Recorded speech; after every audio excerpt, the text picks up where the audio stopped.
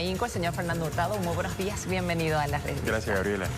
Bueno, son varios los datos que hemos logrado leer del informe completo que han presentado: un crecimiento del 2%, un déficit fiscal del 9%, un déficit comercial del 5%. ¿Por qué estos números en negativo? Nosotros veníamos hablando ya desde marzo de que estamos en un cambio de ciclo, en un periodo de desaceleración económica. Esto se viene dando desde el 2015. En el 2015 hubo una caída en los ingresos, repuntó un poquito en el 2017 y otra vez estamos en una desaceleración todavía más pronunciada ahora. ¿Por qué? Hay varios motivos. El PIB se explica en 5 temas, pero hay uno fundamental que es la caída en los ingresos. Hemos tenido una caída muy fuerte en los ingresos, que es la contribución externa. Más que todo por hidrocarburos, me imagino. Tiene un fuerte impacto hidrocarburos, un fuerte impacto que, volviendo otra vez al 2015, cuando cayeron los precios de las materias primas, empezó esta caída en ingresos. Y el problema de esta caída en ingresos es que no ha acompañado un ajuste en los gastos y no ha acompañado un ajuste en las inversiones. ¿Cómo es que en años anteriores, pese a esas caídas en los ingresos, había un crecimiento del 4,5%? ¿Qué afecta ahora? Lo que pasa es que el PIB se compone de 4 factores.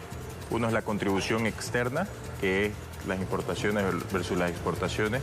Segundo es el consumo interno, que el consumo interno se ha convertido de ser prácticamente la mitad del PIB ya en el 2014. En el 2017 viene a ser casi son 27.000 millones del total, casi un 65%. Entonces ha crecido, mientras que la inversión pública se ha mantenido fija en 14.000 millones. Pero ese es el segundo, el consumo interno. Hay un tercero que es el salario del sector público, todos los salarios que se pagan. Y hay otro tercero que es la formación bruta de capital, que es la inversión pública y la inversión privada. Entonces el crecimiento se explica por un alto consumo interno y una alta inversión pública.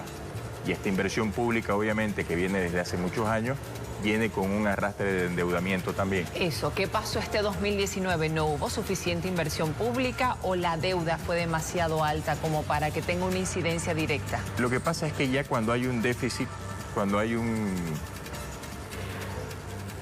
empezamos a tener un déficit, mucha de esa plata que tenía que irse a la inversión tiene que ir a cubrir ese déficit, ¿no? Entonces, el Estado está ahorita manejando un gasto público muy alto, está manejando inversiones menores, pero nosotros lo que creemos y lo que venimos sugiriendo es que se vayan priorizando las inversiones para disminuir un poco ese déficit. El gobierno de Evo Morales siempre destacó eso. ¿Es negativo entonces?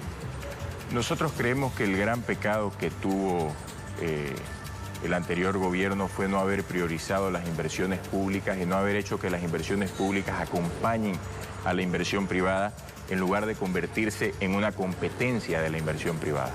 La inversión pública, a nuestro entender, tiene que ir siguiendo a la inversión privada para volvernos más productivos, para conseguir más productividad.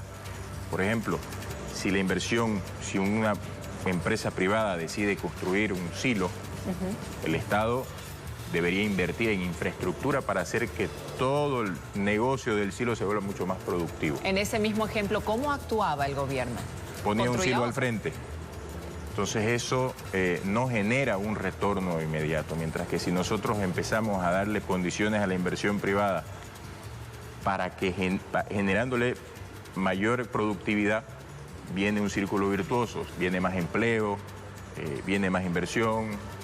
Los conflictos sociales, las elecciones, el fraude y todo lo que se vino después, ¿afectó directamente a la economía? Tuvo un impacto en el crecimiento, de eso no hay duda. El impacto en el crecimiento nosotros lo calculamos el impacto en la economía nosotros lo calculamos en aproximadamente $1.000 millones. Eso, lo que hizo nuestro Centro de Estudios Económicos fue calcular en años anteriores cuánto se producía o cuánto era el volumen de cada uno de esos días en años anteriores, considerando las diferencias de los feriados. Hubo entre medio un Día de los Muertos, por ejemplo, un Todos Santos, considerando la diferencia de los fines de semana.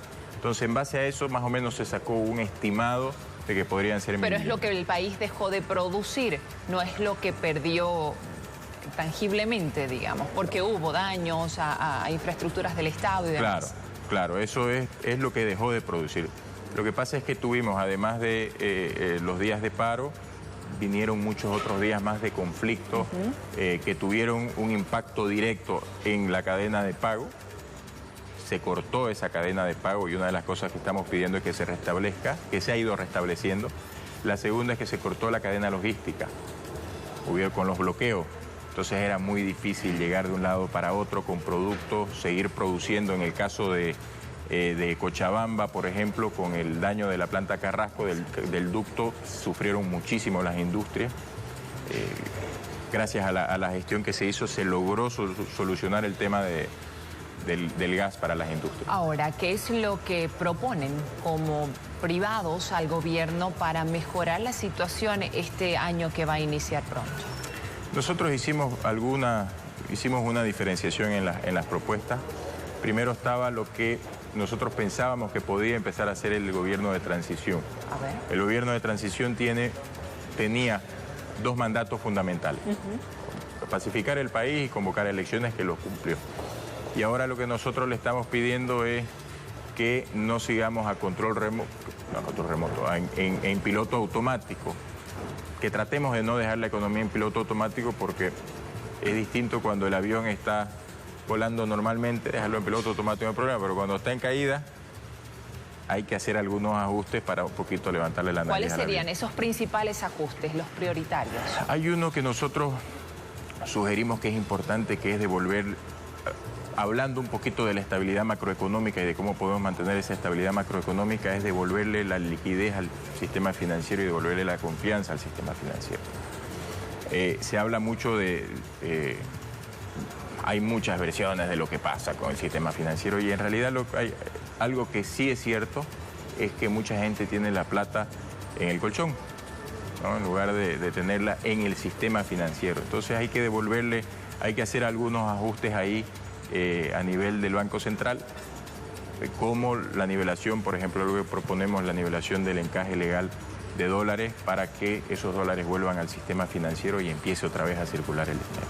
Como CAINCO, ¿tienen reuniones, acercamientos con el actual Ministerio de Economía? Algo que destacamos nosotros en todo este proceso es la apertura que hay de los ministerios del área económica para escuchar a los problemas de los sectores. Desde que se acabaron los conflictos de los 21 días, el paro de los 21 días, y mientras seguían los otros conflictos, nosotros tuvimos reuniones con muchas empresas del sector. Aproximadamente nos reunimos con unas 600 empresas. La perspectiva entonces es positiva para el próximo año. La perspectiva es que tenemos muchos retos. Hay retos diferentes y hay que afrontar esos retos con optimismo, porque creemos que el gobierno de transición tiene toda la predisposición de ir colaborando en esto y esperamos que se puedan tomar medidas de manera oportuna.